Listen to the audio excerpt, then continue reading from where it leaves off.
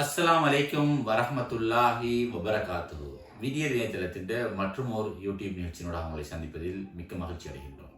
அதாவது இன்று நாங்கள் உங்களோட பேசிக்கிற விட என்னென்றால் இந்த உள்ளூராட்சி மன்ற தேர்தல் எல்லாருக்கும் தெரிந்தால் கடந்த மே மாதம் 6ஆம் தேதி செவ்வாய்க்கிழமை உள்ளூராட்சி மன்ற தேர்தல் இடம்பெற்று அதில் தேர்தல் முடிவுகள்லாம் இன்று வெளியாகி தற்போது ஆட்சி அமைப்பதற்கான பேரம்பேசர்கள் பல நடவடிக்கைகள் இடம்பெற்றுக் கொண்டிருக்கின்றன. இந்த நிலையில் அண்மையில் தேர்தல் திணைக்களம் அறிவித்திருந்த விடயம்தான் நாட்டில் உள்ள 339 உள்ளூராட்சி மன்றங்களோட பதவிக்காலம் ஜூன் 2ஆம் தேதி ஆரம்பிக்கப்படும் என்று அறிவித்திருக்கின்றாங்க.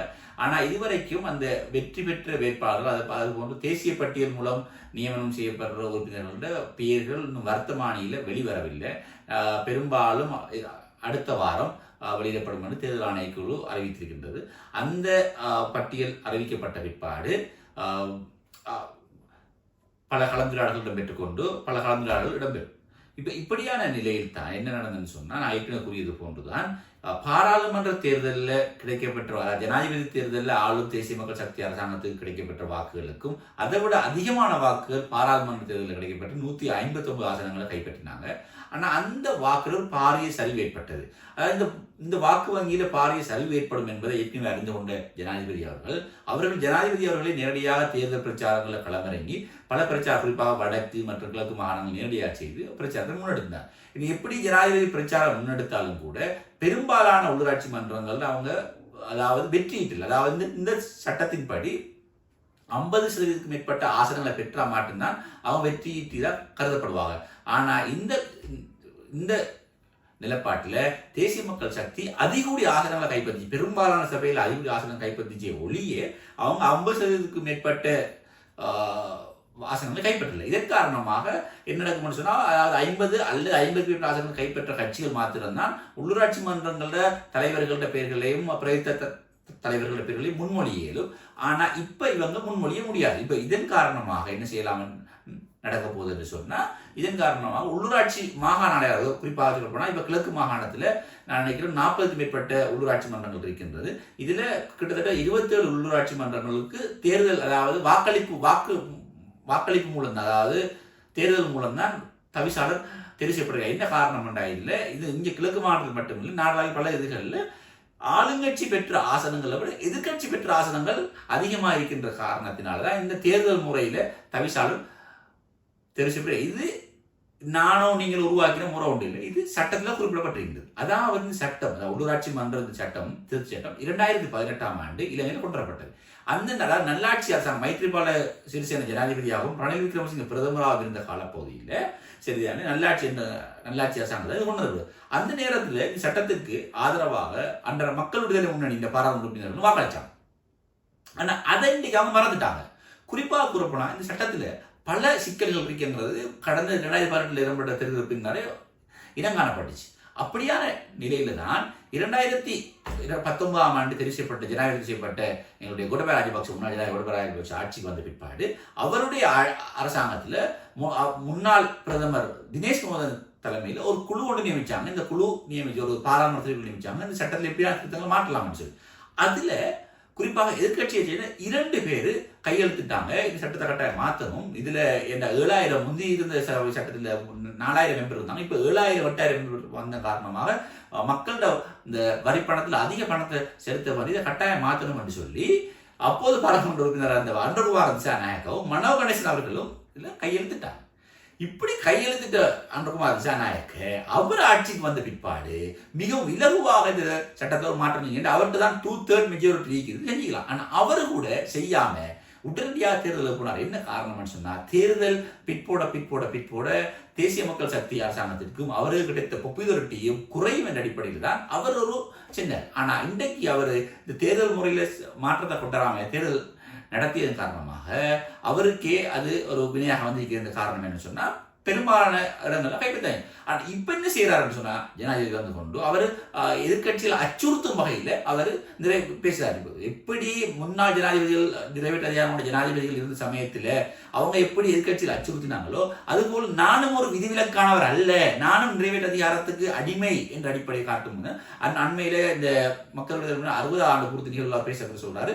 நாங்க எப்படியாவது இந்த சட்டத்தை நாங்க இலங்கையில் இருக்கிற அனைத்து உள்ளாட்சி மன்றம் கைப்பற்றுவோம், சட்டத்தை மாற்ற வேண்டும்னாலும் மாற்ற ரெடி சேர்த்து சொல்றாங்க. குறிப்பாக ஒரு கதையாடல் நடக்குது என்னன்னு சொன்னா, இப்ப இவங்க பெரும்பாலான சபையில கைப்பற்றாத பட்சத்துல விசேட ஆணையாளர்கள் அந்த சபையில கொண்டாடுறதுக்கான நடவடிக்கை அரசாங்கம் எடுப்பது இது உண்மையா பிழையான விஷயம். இது ஏனென்றா மக்கள் வழங்கிய ஆணைக்கு முரணாக செயற்படுறது. அன்றகுமார் திசாநாயக்கா எதிர்கட்சியில் இருக்கிற போது அவர் ஆளுங்கட்சியை விமர்சிக்கலாம் என்று சொன்னால், ஆளுங்கட்சியை செயற்படலாம் என்று சொன்னால், அன்றகுமார் திசாநாயக்கா ஆளுங்கட்சியில் இருக்கும் போது எதிர்கட்சியில் விமர்சிப்பது சர்வசாதாரணம். இதனை யாருமே பொறுத்துக்கொள்ள வேண்டிய கடமை. அப்படி இருந்து கொண்டு அவர் இப்படியான விஷயங்களுக்கு செயற்படுறது ஒரு ஜனநாயக உரிமை இல்லை. வெற்றியோ தோல்வியோ ஏற்றுக்கொள்ள வேண்டும். ஆளுங்கட்சியாக இருந்தாலும் சரி, கட்சியாக இருந்தாலும் சரி, அவர்களுக்கு கிடைக்கிற வெற்றி ஏற்றுக்கொள்ளணும். மக்களோட மெண்டேட் வழங்கப்பட்டிருக்கின்றது. மக்களோட மெண்டேட்டின் பிரகாரம் உங்களோட வாக்கு, உங்களுக்கு கிடைக்கப்பட்ட வாக்கு குறைவடைந்திருக்கின்றது. இப்படி குறைவடைந்த நிலையில இந்த தேர்தல் முறை மூலம், அதாவது உள்ளூராட்சி மாகாண உள்ளாட்சி ஆணையாளர்களால் நடத்தப்பட்ட தேர்தல் முறையில எதிர்கட்சியினர் அந்த சபையில் கைப்பற்றினா ஒன்றும் செய்ய முடியாது. சபையை தான் அண்மையில் ஒரு அமைச்சர் கூறியிருக்கின்றார், இலங்கையிலே ஒரு 10 சபைகள் தான் தானாக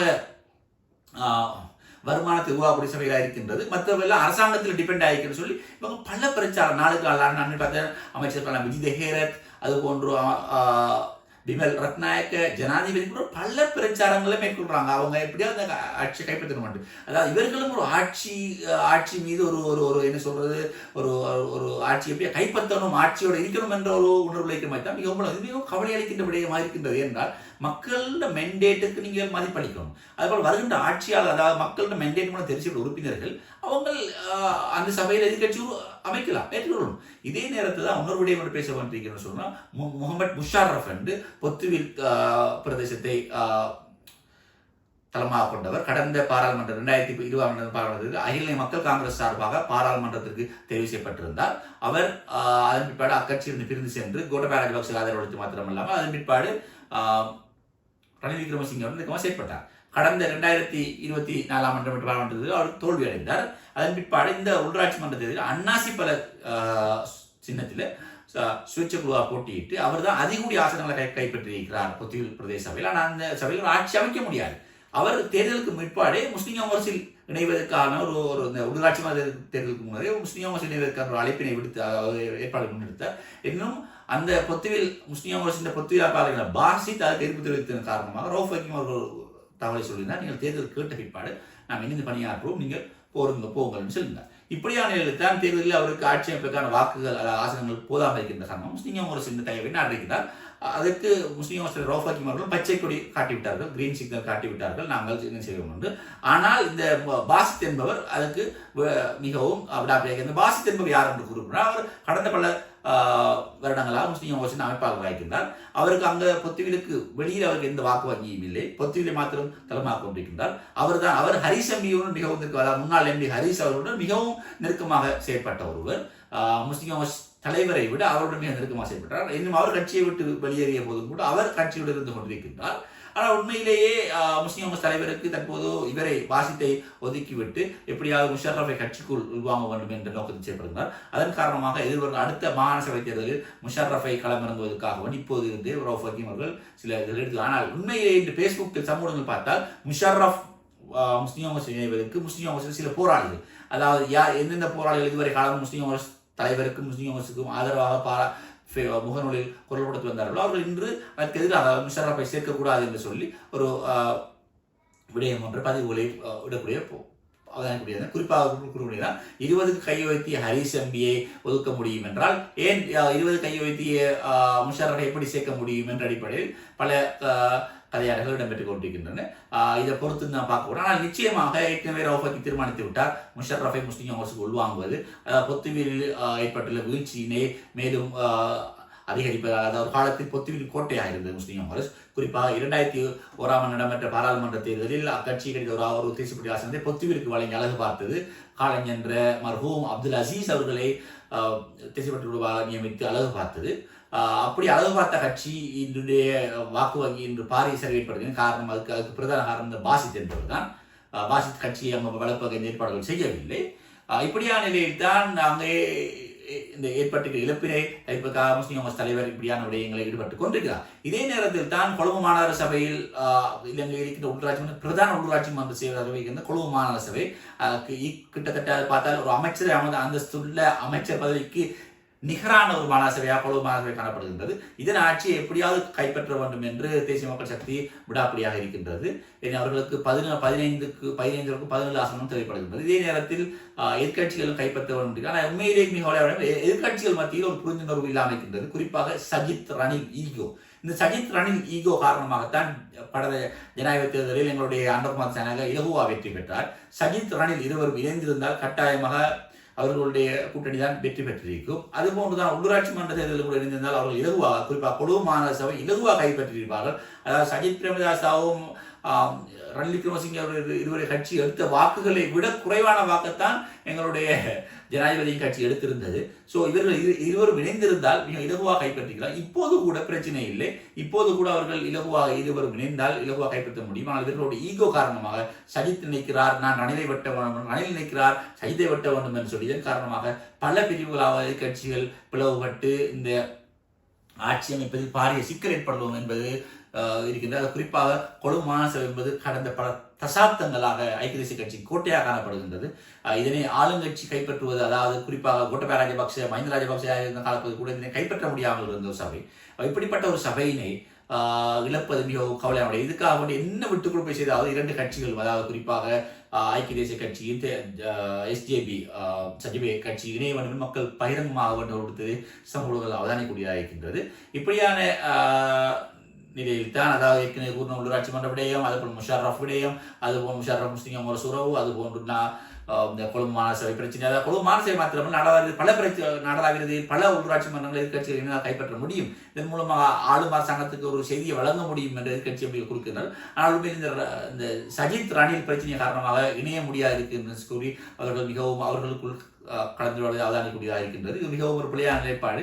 எதிர்கட்சிகள் பலவீனமாக செயற்பட்டால் ஒருபோது ஆளுங்கட்சியினை விரட்ட முடியாது, அதை விரட்டி அடிக்க முடியாது, செயற்பட முடியாது. இதனால் ஆளுங்கட்சிகள் அவர்களுக்கு இருக்கின்ற பிளவுகளை மறந்து அவர்கள் ஒற்றுமைப்பட வேண்டும். குறிப்பாக ஆளும், அதாவது சில பொதுஜன பிரமுகர் நாமல் ராஜபக்ச தலைமை செயற்பட பொதுஜன பிரமுகர் கூட சில அமைதியாக இருக்கின்றன. ஏனால் இந்த காலப்பகுதியில் பல முன்னாள் அமைச்சர்கள் கைது செய்வதற்கான நடவடிக்கை மேற்கொள்ளப்பட்டிருக்கின்றது. அதாவது இந்த தேர்தல், இந்த உள்ளாட்சி மன்றத்தில் தவிசாளர்களை தெரிவு செய்ய தேர்தலை இலக்கு வைத்து சில பாராளுமன்ற குறிப்பாக முன்னாள் விவசாய அமைச்சர் மஹிந்தானந்த அழுத்கமே அவர்களை கைது செய்வதற்கான பிடிவுராந்து நீதிமன்றம் பிறப்பிக்கப்பட்டிருக்கின்றது. அதுபோன்றுதான் முன்னாள் அமைச்சர், அதுபோன்று முன்னாள் ஆளுநராக இருந்த லக்ஷ்மண் யாப்பா அபேவர்தன் அவர்களுக்கு எதிராக குற்றப்பத்திரிகையும் கூட கொழும்பு நீதிமன்றத்தில் லஞ்ச தாக்கல் செய்து இப்படி இன்னும் பலர் குறிப்பிட்ட சில வாரங்களுக்கு இன்னும் பலர் கைது செய்யப்படுவார் என்று எதிர்பார்க்கப்பட்டுக் கொண்டிருக்கின்றது.